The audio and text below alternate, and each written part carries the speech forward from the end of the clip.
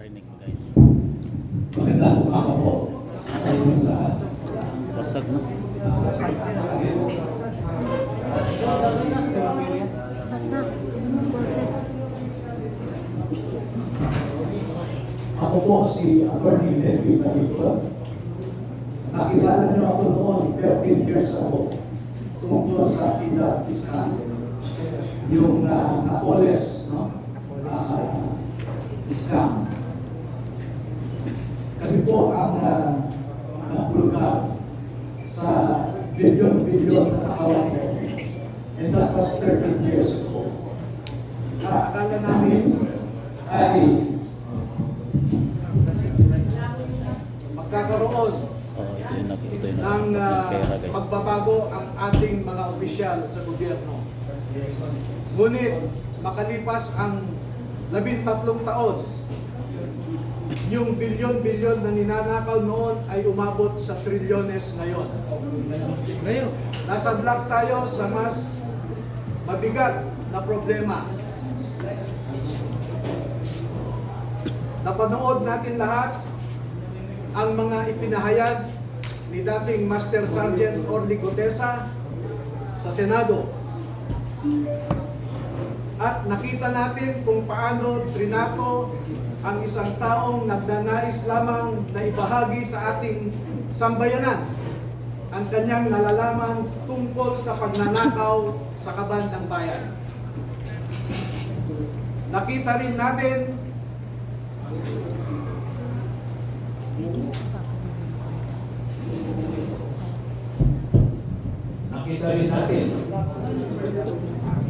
Mas maganda pa wala.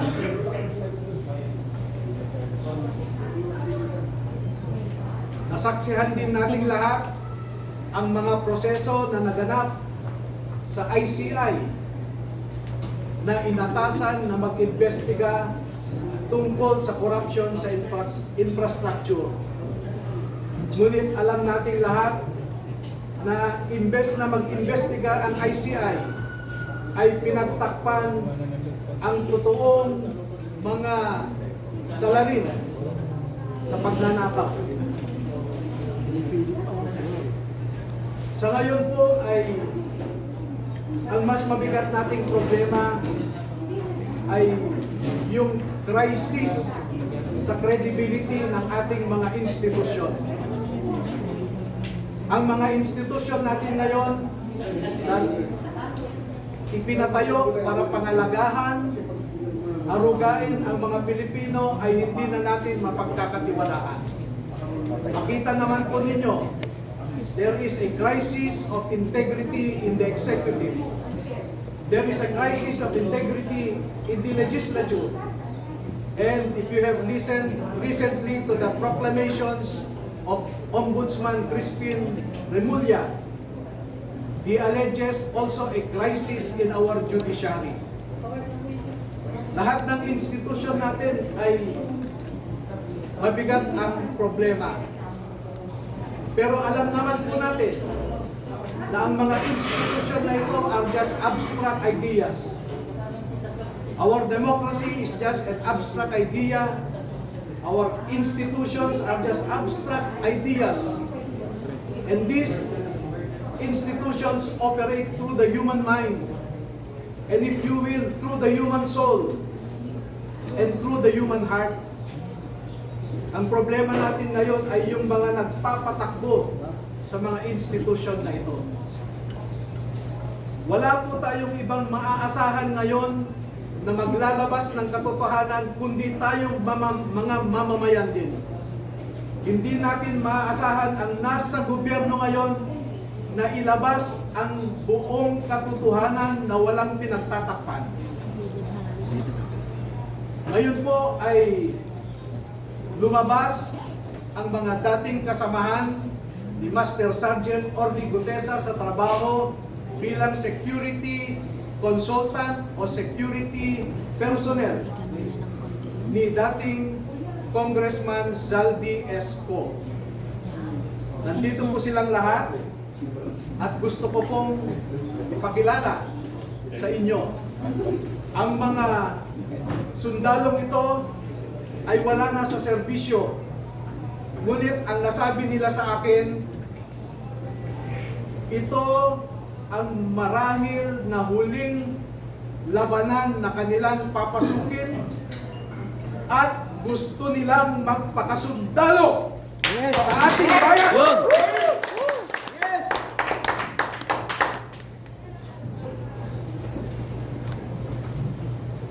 Tinatawag ko po ang isang magiting na Pilipino, si Bernard Tube.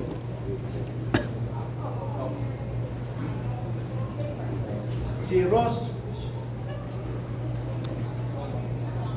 matanda na po. Si Rosbert Waupan. Si Benny Bulontate. Si Johnny Goodwan. Si Rodante Orbilio. Ayan, sa dulo. Rainy Boy Julian. Ayun, laki dito. Christopher Esquivel. Ayun. George Villalon Jr. Romeo Romel Pobares. Ayan, ano. Gil Navidad Jr. Anselmo Taberno. Walter Manalansan. Johnny Cabiao. Romel Galapon. Cecilio Laroder Jr. Bernard Gugban. Crisani Dado. At Fidel Corpus. Meron po silang kasamahan na 12 pa na hindi makakadalo ngayon dahil sa mga personal na rason. Ang dalawa ay meron silang kasama sa buhay na nagtatrabaho pa sa gobyerno at meron silang pag-aalinlangan na maaaring maapektuhan ang trabaho ng kanilang mga asawa. Yung 10 na hindi pa nakadalo ngayon ay tinatawag ko po na second batch. At lalabas din po sila sa tamang panahon. Bigyan ko po kayo ng halimbawa ng nilalaman ng kanilang affidavit. At kung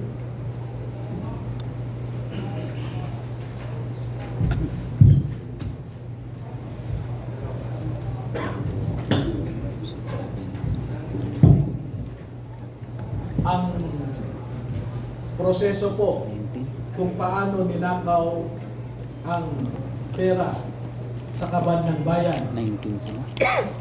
ay pwede natin ilarawan sa prosesong ito. Marami pong contractors sa buong Pilipinas na napromesahan ng proyekto at hindi pa nila nakukuha ang kontrata ay nag-uumpisa na silang mag-remit kay Ginoong Saldico doon sa kanyang bahay sa Valle Verde Phase 6 sa Pasig City. At daan-daan na maleta ng pera ang dumarating doon.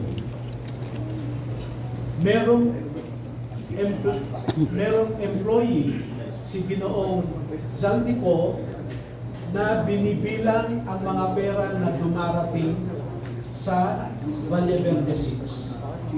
Pagkatapos nito ay binabalik nila sa maleta ulit at dinadala sa penthouse ng Horizon Homes sa BGC.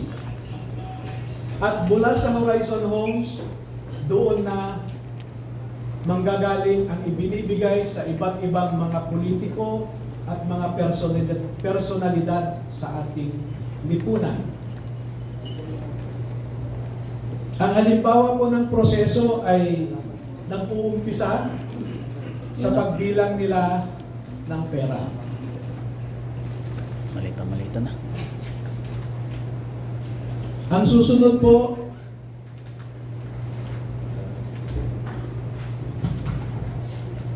sa larawan sa itaas ay inihahanda ang pera bago isilid sa mga maleta ulit sa Horizon Homes. At yung larawan sa ibaba ay isang halimbawa ng pag-deliver ng pera sa bahay ng isang mambabatas.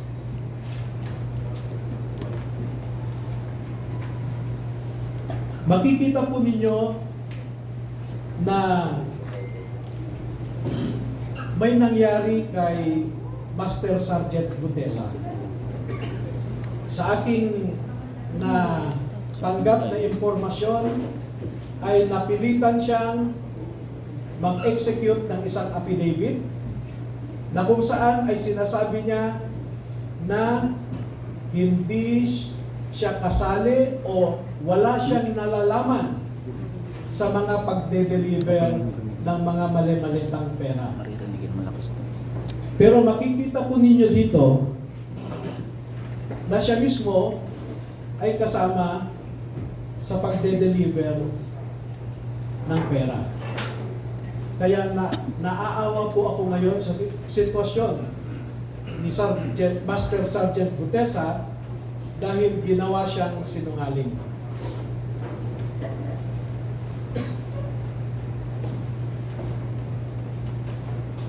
Meron pong iba pang mga larawan na sa tamang forum later ay Simon Edin. maglalahad pa kami ng karagdagang mga ebidensya. Pinsan. Pero ang pagde-deliver nila ng pera ay gumagamit ng eroplano,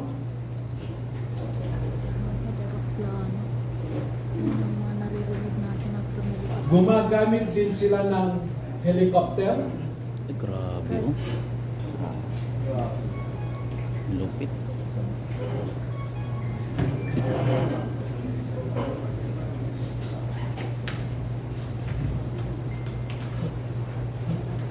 at ganito po ang mga dinideliver sa mga bahay ng ilang mga mambabatas.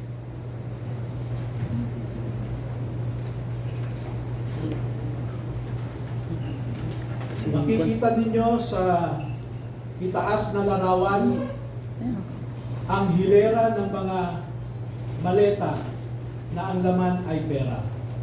Morales. At parte lamang ito ng isang delivery na sa panahon na ito ay 52 na maleta ito. Sa isang delivery, umabot ng 52 na bagahe.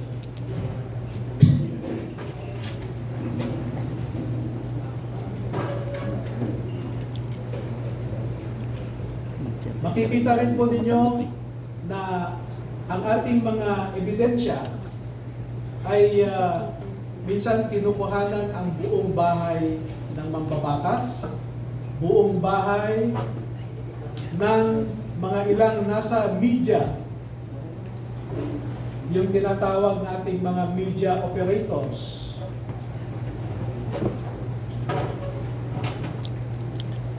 At ganyan po sila mag-deliver.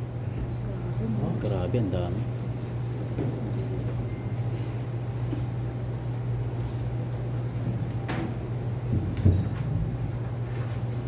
Makikita po ninyo sa ibabang larawan Ulo.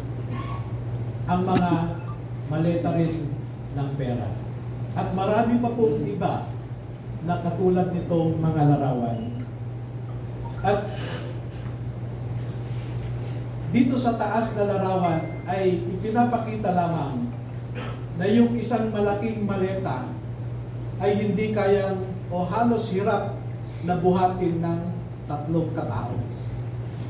Sa daming pera no?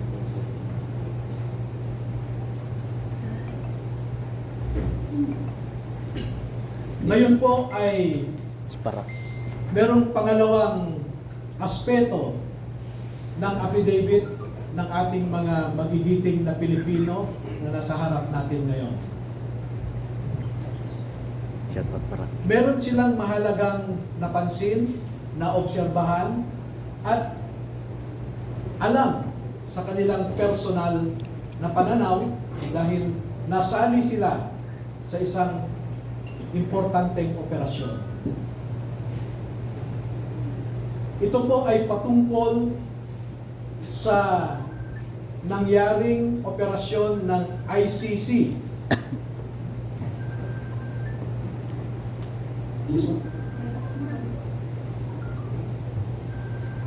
Nasangkot po o nasali ang mga sundalo natin sa ginawang operasyon ng ICC investigators sa Pilipinas. Unang dumating ang mga ICC investigators sa Pilipinas noong December 2028.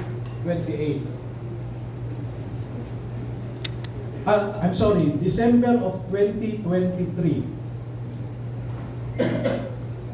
At bago mag-December 2023, ay inutusan sila na magpapalit ng peso to dollars. 2 maleta na ang bawat maleta ay may nilalaman na 56 million pesos. Kaya nakapagpalit sila ng equivalent to $2 million. At ang sabi ng mga executive assistants ni Ginoong Saldico ay pinaghahandaan daw nila ang pagdating ng foreigners. At kalaunan ay nakilala ng mga ito na ang foreigners na binabanggit ay mga ICC investigators. At nakapaloob dito na ang ginawa nila ay mag-interview ng mga witnesses na ipinapaarating sa kanila ni Sunny Trillanes. Wala silang ibang in-interview na mga witnesses kundi ang mga tao lamang na pinapadala ni Sunny Trillanes. At ibinigay kay Sunny Trillanes ang pondo para sa pag-asikaso sa mga ICC investigators na ito. Kaya naman po, lahat ng sasakyan na ginamit, lahat ng hotel accommodations ay sinagot ni Saldico at saka ni Sunny Trillanes. Aray mo. Napansin din po nila na lahat ng mga pag-interview ng ICC investigators ay sa mga pribadong lugar. Wala man lang government office. At makikita po ninyo ang madalas na pag-deliver nila ng mali-maleta at minsan mga paper bags naman na mga pera patungo sa mga nag-aalaga sa ICC investigators. Lahat ng pagkain nila, lahat ng ginamit nilang sasakyan, lahat ng hotel, lahat ng mga condominium units ay sinagot ng grupo ni Sunny Trillanes at sa kaning Saldico. At bilang isang abogado po ay nababahala ako dito. Dahil ang sarili kong konklusyon na hindi naman nilahad ng mga sundalo na ito dito sa affidavit nila. Pero bilang isang abogado, ay nakikita ko ang isang mabigat na suliranin ng isang third world country na katulad natin na siya lamang pinag-iinitan ng mga ICC. hindi nila kayang ipatupad ang kanilang orders sa mga mayayaman na bansa. Tanging third world countries lang. At ito ang aking obserbasyon. Una, ang ICC investigators did not conduct a bona fide investigation in the Philippines because they only interviewed people sent to them by Sunny Trillanes.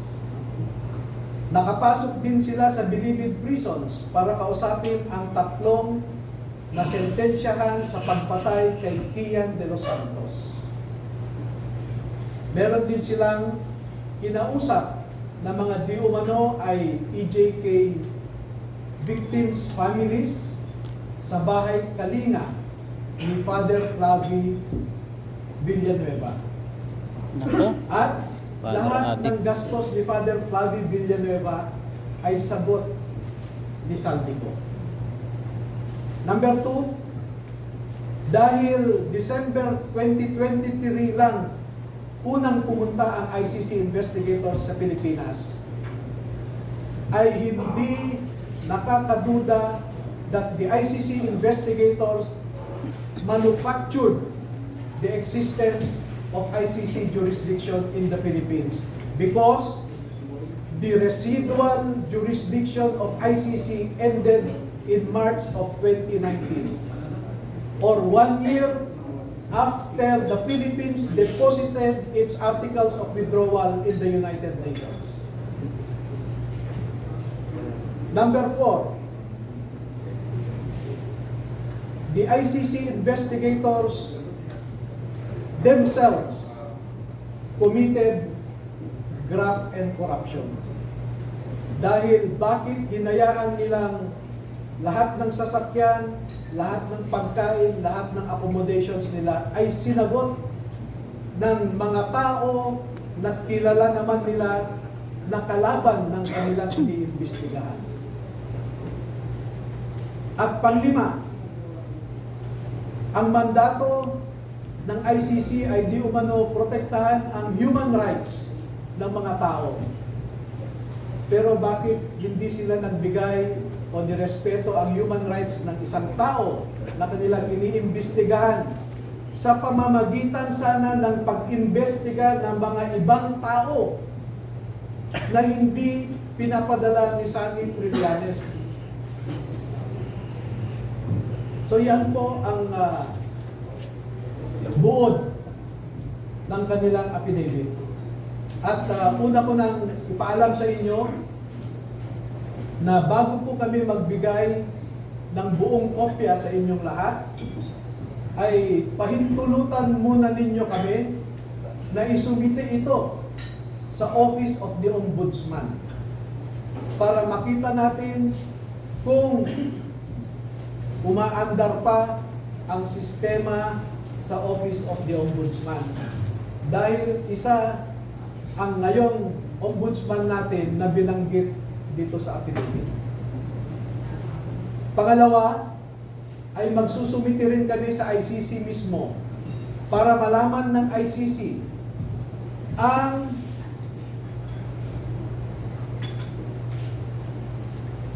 so that ICC will know how the ICC investigators conducted themselves in the Philippines. At panghuli ay magbibigay kami ng kopya sa lahat ng embahada ng mga bansa na kasapi sa ICC para malaman nila kung paano gumalaw ang ICC. Alam naman natin na bawat bansang miyembro dyan ay nagpo-contribute sa ICC. Pero katulad ng kino-contribute nila, ang mga litrato na naipakita ko sa inyo ay makikita ninyo kung saan pumupunta ang ating mga buwis. Now you know where our taxes go. Now you know at least where our taxes went. Maraming salamat po at magpapaunlak po kami ng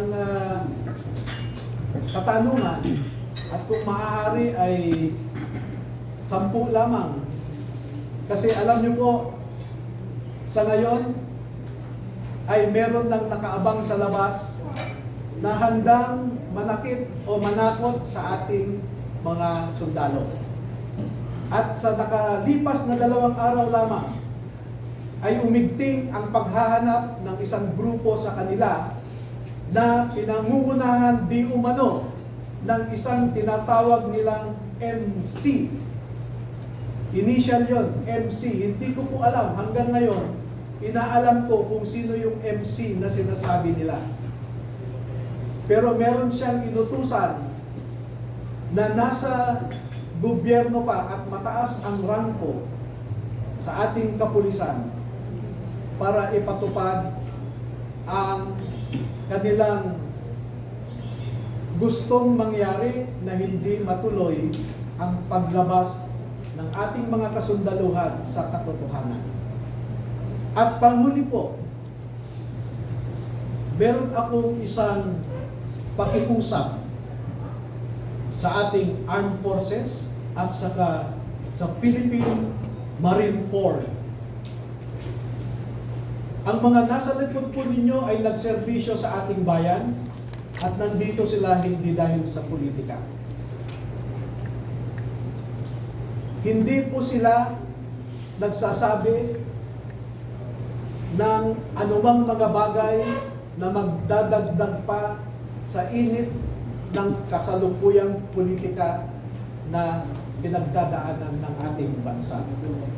Bagkus ay gusto nilang makaambag na iangat ang imahe ng ating mga institusyon katulad ng Philippine Marine Corps na lumalaban sa kalaban ng Estado. Pero kung susuriin ninyong mabuti, ay ang kalaban natin ay ang mga nasa matataas na pwesto sa gobyerno. Do not restrain them from sharing to our people the truth that they know. Because alam nating lahat, ang katotohanan lamang ang magpapalakas ng ating republika. Kung lumalaban tayo sa mga grupo na gustong sirain ang ating democratic institutions, katulad ng mga NPA, mga Muslim secessionists, ang isa pong kalaban natin na totoo ay ang mga nagnanakaw ng pera na para sana sa mga tao. Tayo po ay nagpapakapagod para lang may maihain tayong pagkain sa ating mga pamilya. Pero sila po ay nagpapakapagod kung paano gastahin ang perang ninakaw nila sa atin. Maraming salamat po.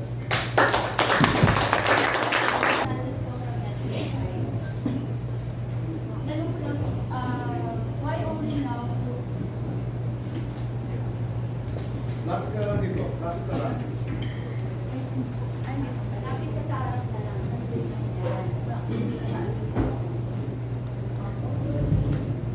Bakit po ngayon lang po lumabas o lumutang yung ating mga sundalo at niyan pagkaka-aresto, kaya dahil sa ulo at lumawak pa or hindi po halos matapos-tapos o investigation sa flood control scandal.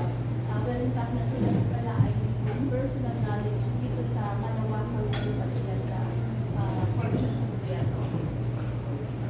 Alam niyo po ay matinding pananakot at paglilinlang ang dinaanan ng mga empleyado ni Zaldi Co mula nung umalis siya sa Pilipinas. At katunayan, yung MC na binabanggit ko kanina ay tinakot ang mataas na opisyal ng mga ito. Kaya sila po ay medyo naguluhan din. Dahil pare-pareho kami ordinaryong mamamayan lamang. At noong nakita nila at nakita ko ang pagtrato ng Senado kay Master Sergeant Orly Gutesa na dapat sana ay inalagaan nila dahil siya ay nagsasabi ng totoo. Ngunit dahil sa politika ay ang kinalabasan siya pa ang naging masama.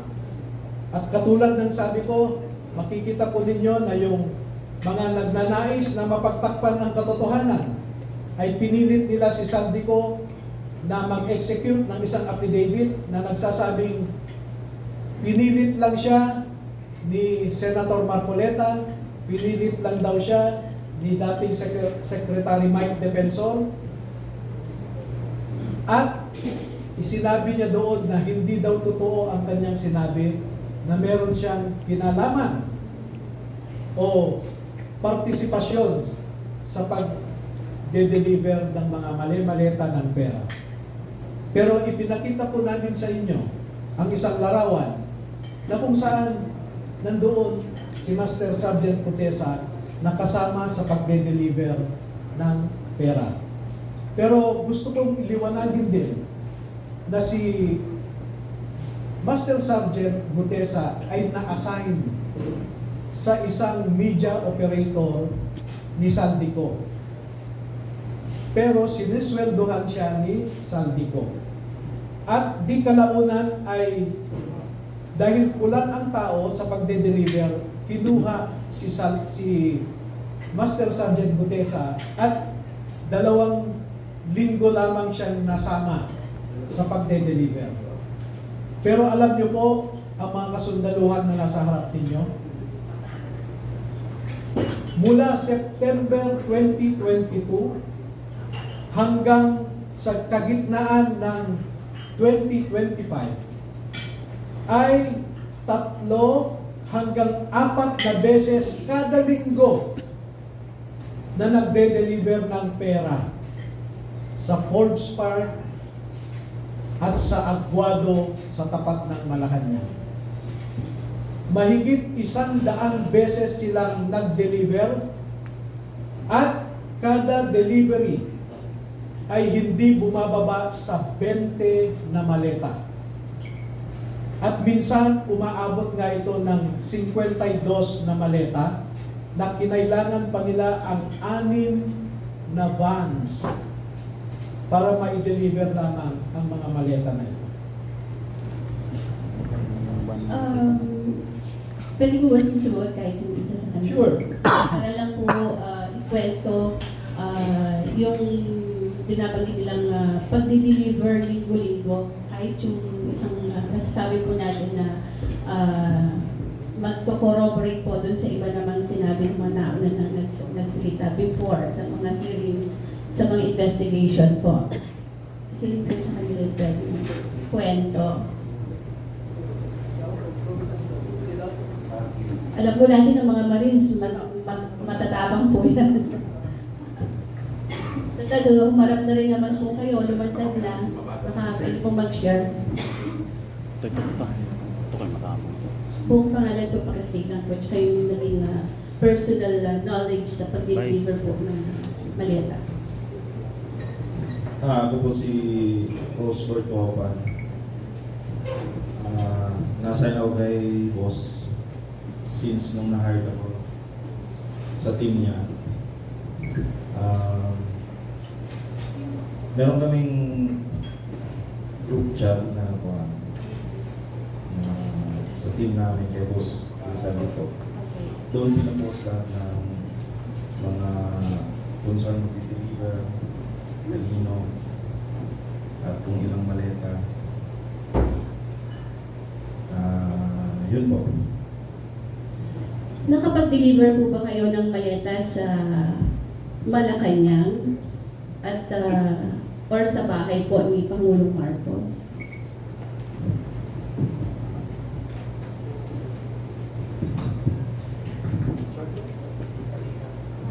Opo. Ako po si Bernard Tube. Nakapag-deliver po. Saan? 41 Forbes po. So ito po yung bahay ni Pangulong Ferdinand Marcos Jr. Yes po. Meron din po kami sa Ilocos. Kasama po si Kong Sandy. Ilang maleta po yung nag-deliver sa Forbes at saka sa Ilocos? Yung sa Ilocos po is 5 maleta po. Parang kanino po yun? Kay Kong? Kanino po yun? Pagkakaalam ko, Nakawalo ka na, ha? Tama. Okay na, okay. Para maklaro lang, no? Nag-deliver sila sa Ilocos Norte, sa bahay mismo. At sa Paway, sa bahay ni BBM. Ha? Oo. At saka may mga katibayan naman. Next question po, si Pampo ng Third First Video YouTube, sir. Attorney, sino po ang nasa taas ni Zaldico para ho yung lakas ng loob niyang pagbaba ng mga utos na yan, sundin po ng ating matatapang na men in uniform na ito?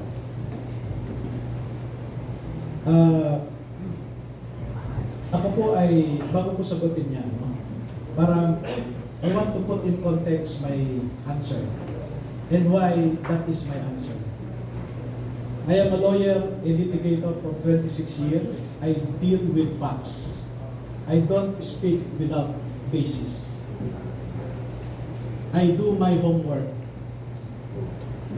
Nakita nyo naman noong PDAF scam, nakapag-file ako ng complaints sa DOJ laban sa 14 na senador, 198 na congressmen, at 5 cabinet secretaries. Nakita niyo rin ako malamang doon sa ginawa namin laban kay Arnie Tevez. Dahil on my own, I was able to validate about 64 previous killings. Sa ngayon po, as I said, I do my assignment and I do it well.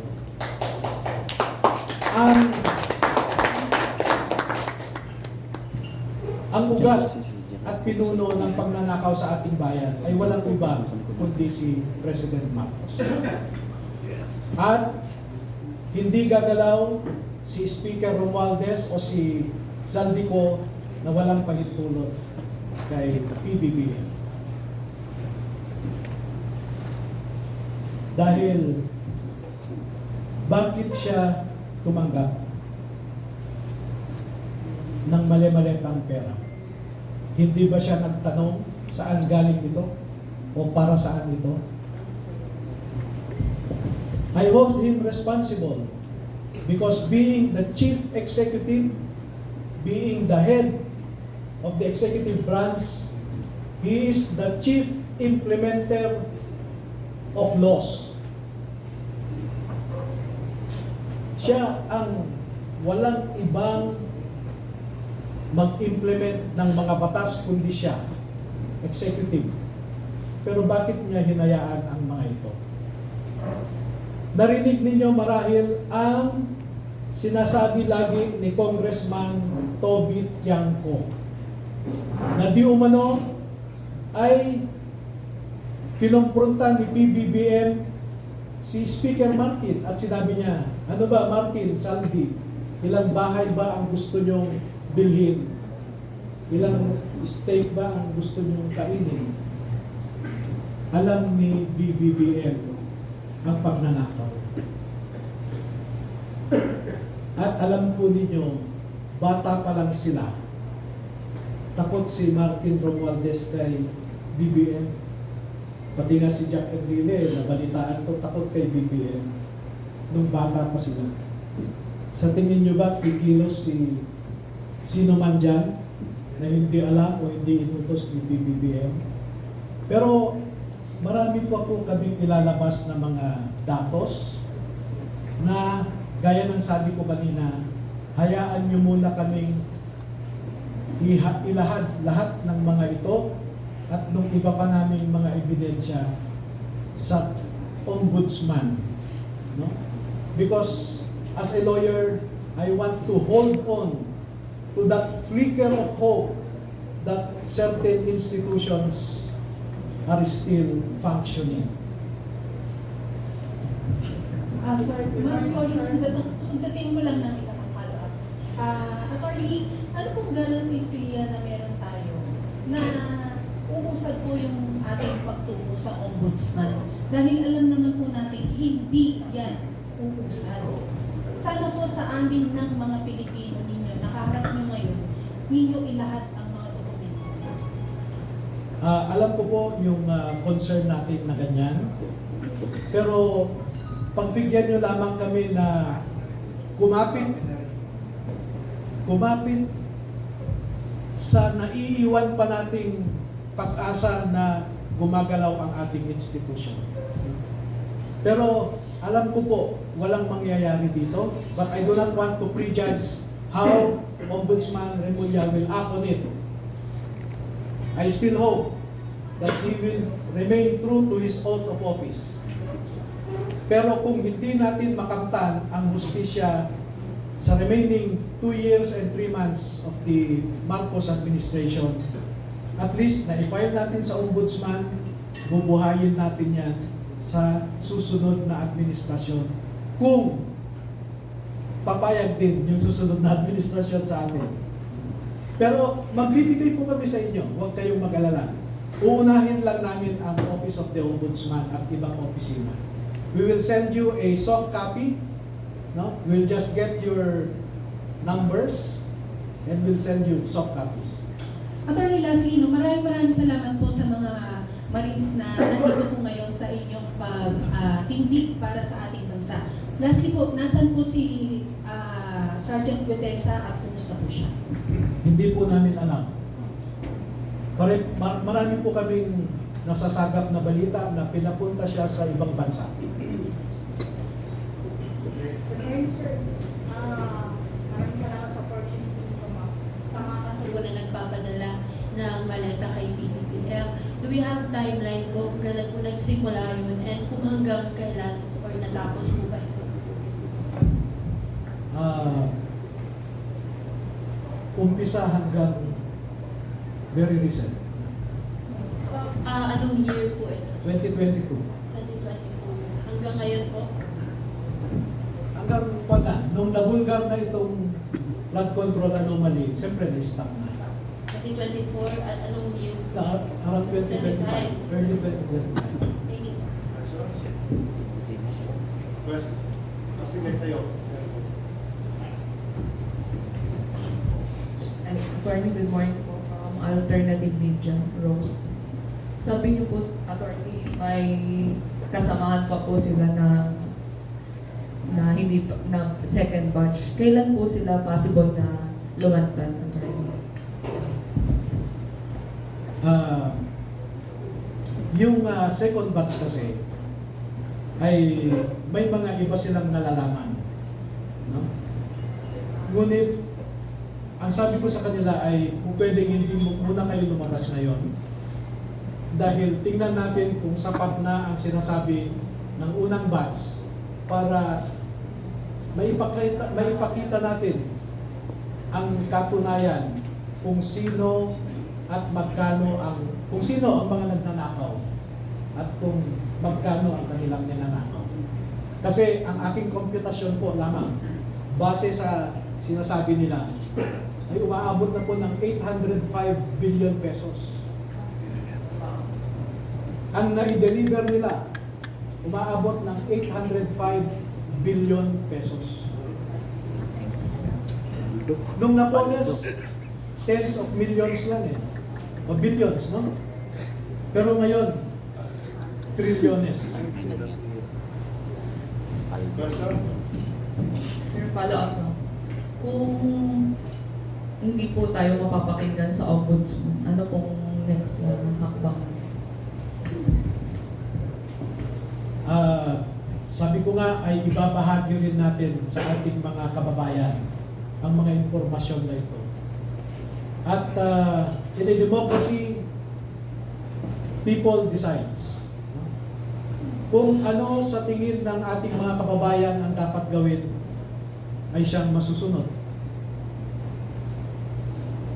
At umaasa kami, umaasa ako, umaasa tayong lahat na sa tamang panahon ang mga kababayan natin, tayong lahat ng mga Pilipino, ay gumawa ng tamang hakbang para maiangat ang ating bansa sa pumunoy na kung saan tayo nakalagmak ngayon.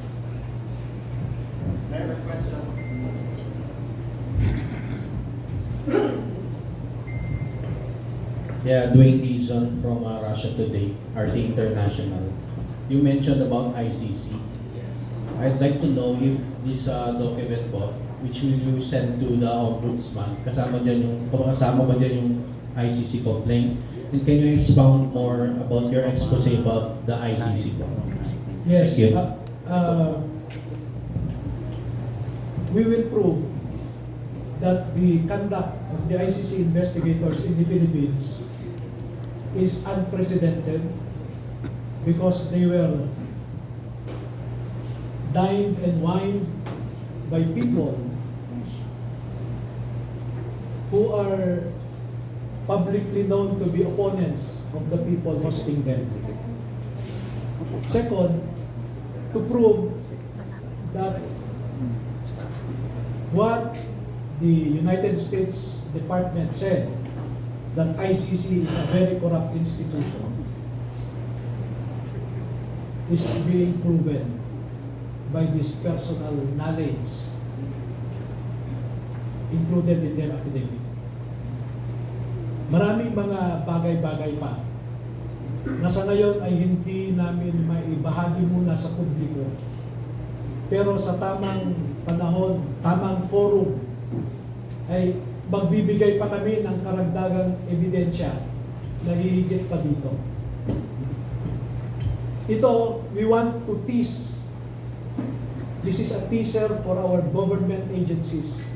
This is a teaser for ICC to look deeper into our allegations, and we are prepared to provide the answers for their questions. Sir, good morning. Almar Forzuelo sa SMRI po, sir. Nabanggit nyo kanina na hindi uusan yung reklamo ninyo dito sa Ombudsman at umaasa kayo na sa next administration na bibigyan ng pansin yung mga reklamo. Ang sinabi ni Vice President Sara Duterte na kung sakasakaling I have to cut you. Wala akong sinabi na wala tayong pag-asa sa Ombudsman ngayon. What I said was, humahawak ako sa manipis na pag-asa na gagawin ng Ombudsman ang kanyang trabaho.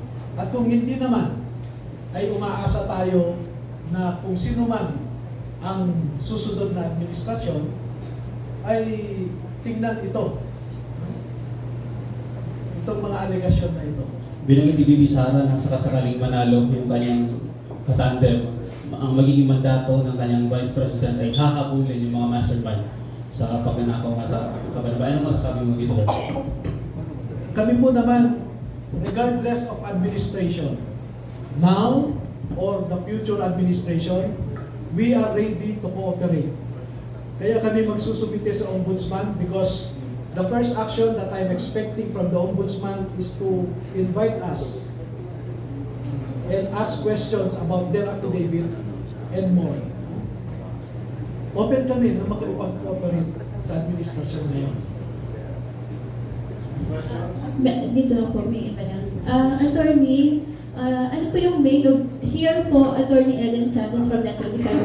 Ano po yung main objective ninyo sa paglantad ng ating mga sundalo at paghahayag ng kanilang nalalaman dito sa maanumaliyang flood control mess at iba pang korupsyon? Hanggang saan po kayo hahantong? Gaano po yung tapang na ninyong lahat? Alam naman natin yung mga critics ng gobyerno ay pinatatahimik po, ano? Ilang congressman yung nasampahan ng kaso sa ethics, nasuspinde.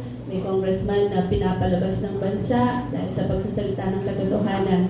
Kayo po, hanggang saan yung tapang at tibay ng ating mga sundalo para labanan ang korupsyon at mailabas po yung katotohanan? Now, as before, our intention is clear. We want to break the sense of impunity among our officials na tinatrato nilang personal account nila ang kaban ng bayan.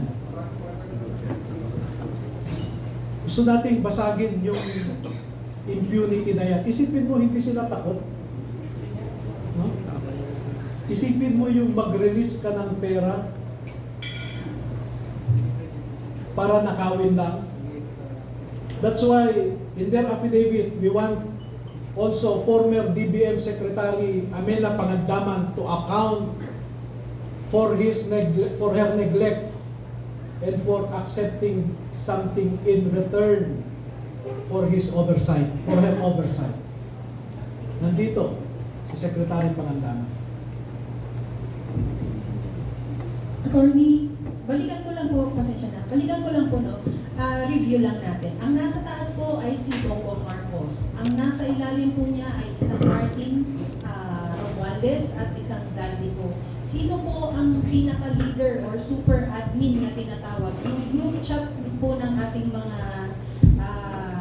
Marines dito para magbaba ng utos na ang maletang ito ay papunta sa Paway, ang maletang ito ay papunta sa Aguado and all. Sino?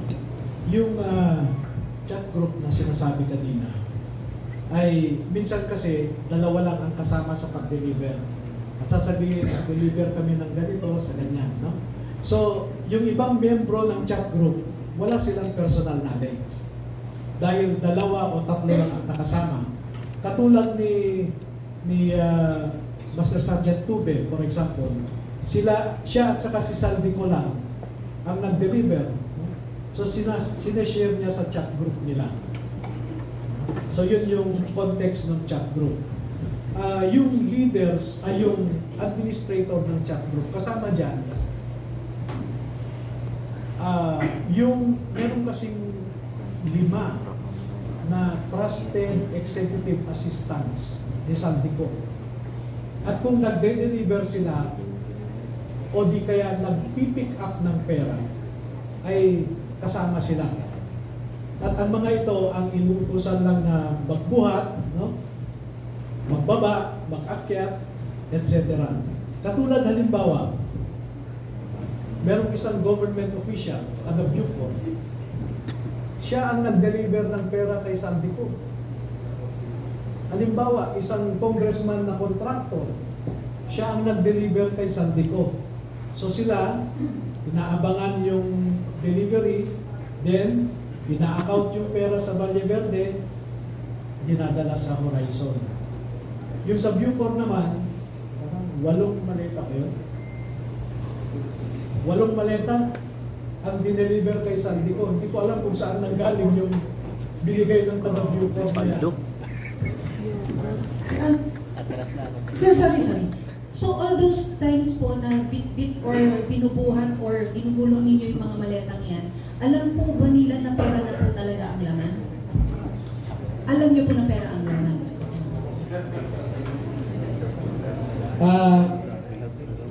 Ito po, no? Halimbawa nito, Ayan o. Bibili nga. makikita niyo yung portion na ito, clean-up ko lang. Tuhod yan ng isa sa kanila.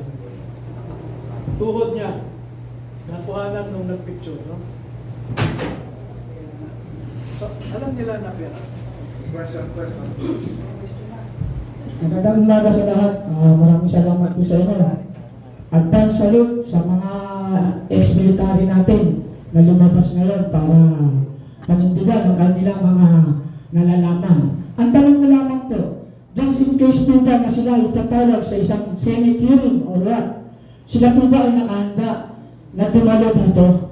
Dahil doon lamang po natin may papakita ang tunay na essence ng paninindigan. Yung makita nga sa media at makita ng mga buong sa bayan ng Pilipino ang inyong tapang at paninindigan. Salut po sa inyo lahat. Kayo po ba ay nakahanda na umarap sa Senate hearing? Yun. Maraming salamat sa inyo. Kasama namin kayo sa bayan. Para sa bayan ng mga kaya, mga natin ng Pilipinas.